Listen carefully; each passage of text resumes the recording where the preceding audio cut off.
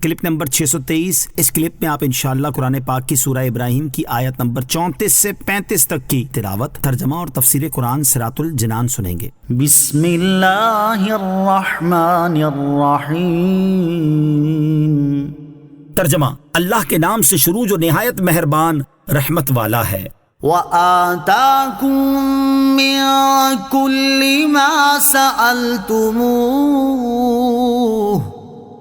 وَإِن تَعُدُّوا نِعْمَةَ اللَّهِ لَا تُحْصُوهَا إِنَّ الْإِنسَانَ لَظَلُومٌ كَفَّارٌ۔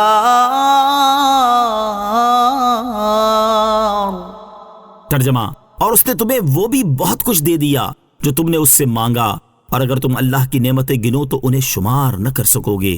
بے شک انسان بڑا ظالم ناشکرا ہے۔ وَآتَاكُم مِّن كُلِّ مَا سَأَلْتُمُوهُ، اور اس نے تمہیں وہ بھی بہت کچھ دے دیا جو تم نے اس سے مانگا۔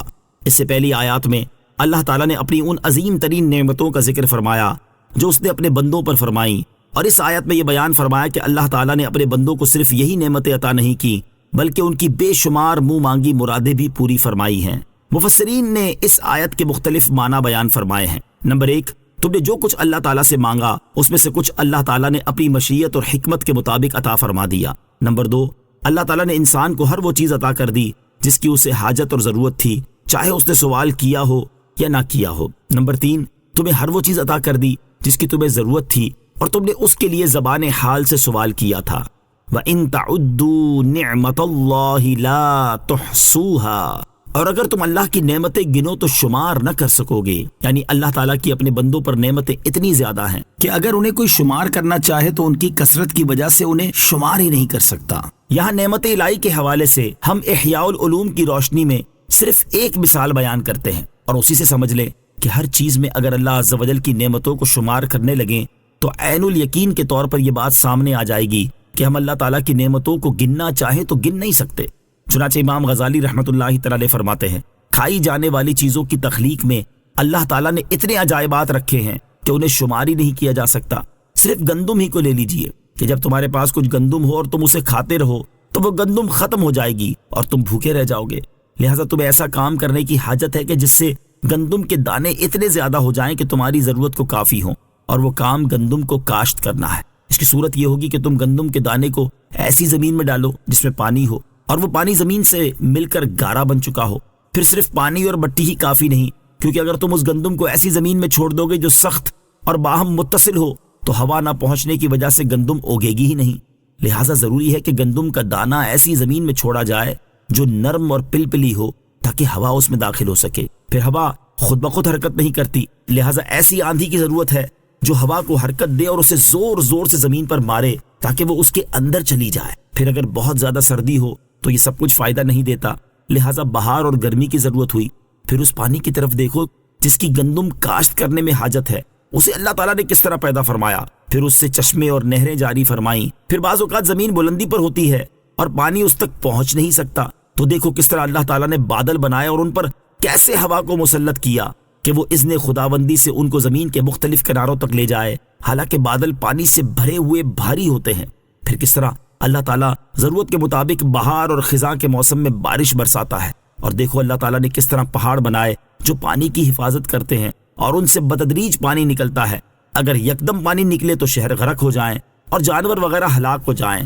اور دیکھو کس طرح اللہ تعالیٰ نے سورج کو پیدا کیا اور اسے مسخر کیا، حالانکہ وہ زمین سے بہت دور ہے، ایک وقت میں زمین کو گرم کرتا ہے اور ایک وقت میں نہیں کرتا، تاکہ ٹھنڈک کی ضرورت ہو تو وہ ٹھنڈک دے اور گرمی کی حاجت ہو تو گرمی دے۔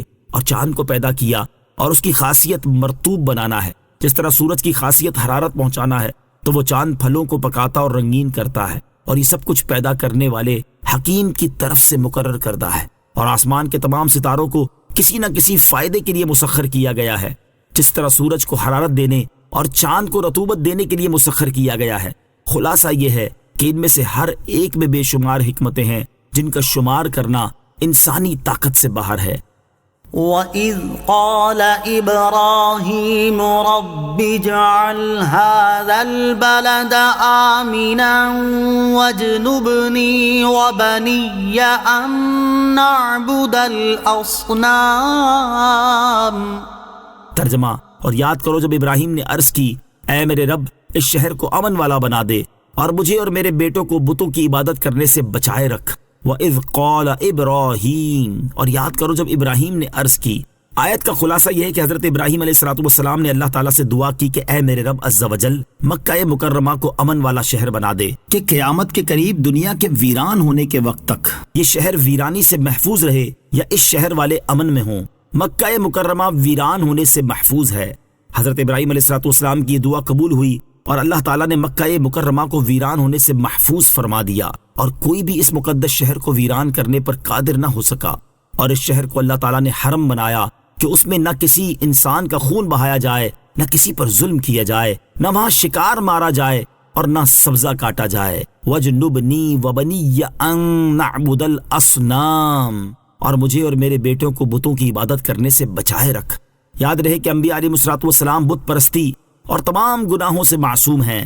حضرت ابراہیم علیہ السلام کا یہ دعا کرنا بارگاہ الہی میں عاجزی اور محتاجی کے اظہار کے لیے ہے کہ باوجود یہ کہ تو نے اپنے کرم سے معصوم کیا، لیکن ہم تیرے فضل و رحمت کی طرف دست احتیاج دراز رکھتے ہیں۔